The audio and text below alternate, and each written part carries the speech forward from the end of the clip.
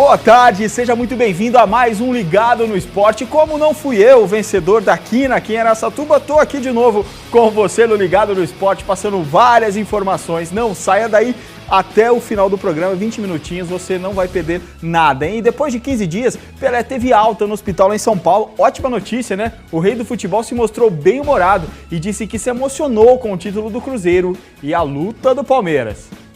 A imprensa do Brasil e do mundo registrou a alta do rei do futebol. Graças a Deus estou bem, estou recuperado. Pelé teve infecções abdominal e urinária, precisou fazer hemodiálise e ficar na UTI.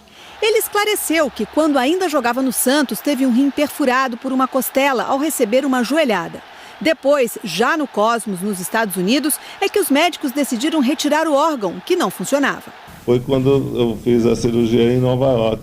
Por isso que ninguém ficou sabendo. Nos 16 dias de hospital, Pelé não achou que fosse o fim. Fiquei preocupada, claro, mas foi uma surpresa. Se eu disser, eu fiquei com medo de morrer, Isso não, porque eu sou um homem de 3 corações também, vai ser difícil para eu morrer. Referindo-se à cidade onde nasceu, em Minas Gerais. Os médicos negaram que Pelé tenha tido sepse, uma infecção generalizada no organismo que no Brasil leva metade dos pacientes à morte. O ex-jogador ficou confuso por um período da internação, mas nos últimos dias quis saber de futebol. Eu me emocionei muito porque vendo a torcida do Palmeiras naquela agonia. Do outro lado você vê lá em Minas, o Cruzeiro fazendo aquela festa, o pessoal...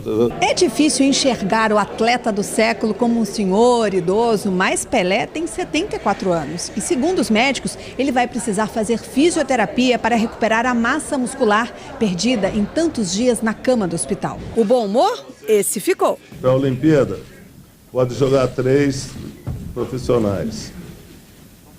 Né? Então, eu sou um desses 3. O rei do futebol deixou o hospital numa cadeira de rodas e vai permanecer em São Paulo nos próximos dias.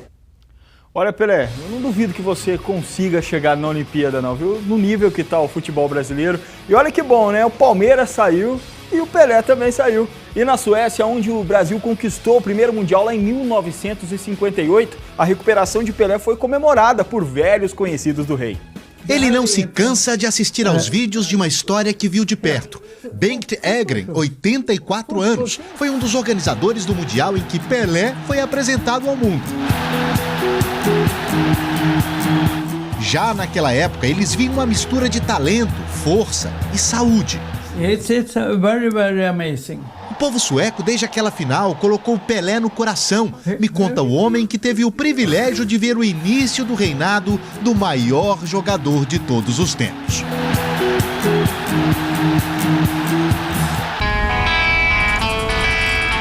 Da bela Estocolmo, capital da Suécia, ao pequeno vilarejo de Forsbacka, 200 quilômetros ao norte. Bom, são 3 da tarde, já está escuro aqui no inverno da Suécia. Nós estamos chegando a essa casinha simples, onde mora um dos personagens mais interessantes daquela Copa. Nós vamos encontrar agora com um dos jogadores suecos que enfrentaram Pelé na final de 58. Zig Parlin, na época com 28 anos, teve a árdua tarefa de marcar um garoto de 17 anos que já assustava os adversários. Parlin me conta que nunca se sentiu frustrado por perder aquela Copa para o Brasil e por levar tantos dribles de Pelé. Pelo contrário. Foi um gol belíssimo, me disse, relembrando o terceiro do Brasil na vitória por 5-2 contra os suecos na final.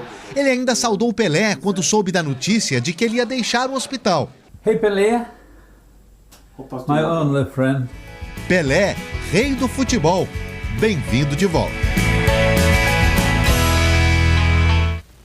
Logicamente que eram outros tempos do futebol, mas você já imagina, numa final de Copa do Mundo, um menino de 17 anos pegar e fazer um lance daquele, um golaço, né? Magistral mesmo. E na abertura da última rodada da fase de grupos da Liga dos Campeões, teve apenas um gol brasileiro. E com 100% de aproveitamento, o Real Madrid se classificou como o melhor da primeira fase.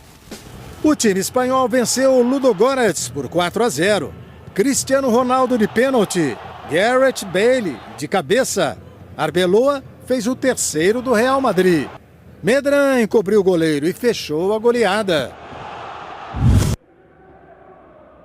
Na Grécia, o Olympiacos recebeu o Malmo da Suécia e fez 4-2.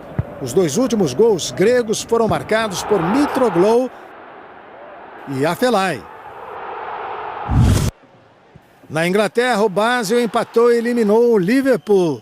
1-1 foi o placar.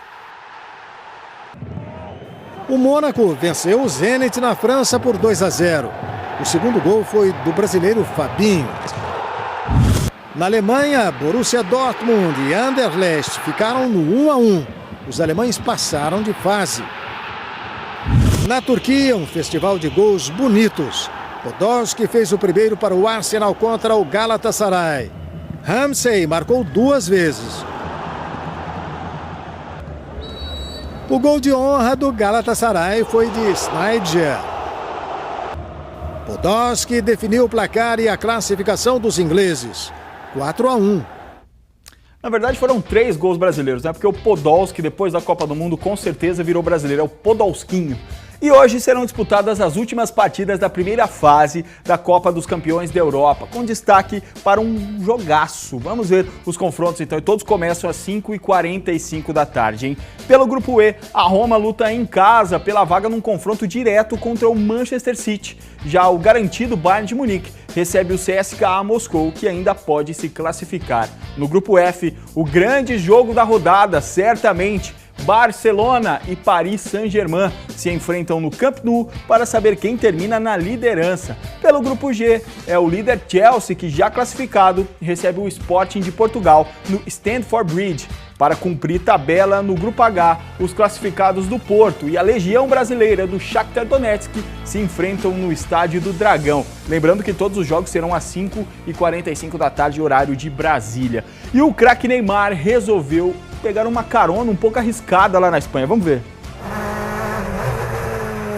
O cenário escolhido foi a bela montanha de Montserrat, perto de Barcelona. O motorista, o francês Sébastien Ogier, bicampeão mundial de rally. Neymar começou animado, mas logo viu que ser copiloto em alta velocidade não é fácil. Foi tudo uma brincadeira de um patrocinador e no final, claro, não podia faltar uma bolinha para o brasileiro mostrar no que é bom mesmo.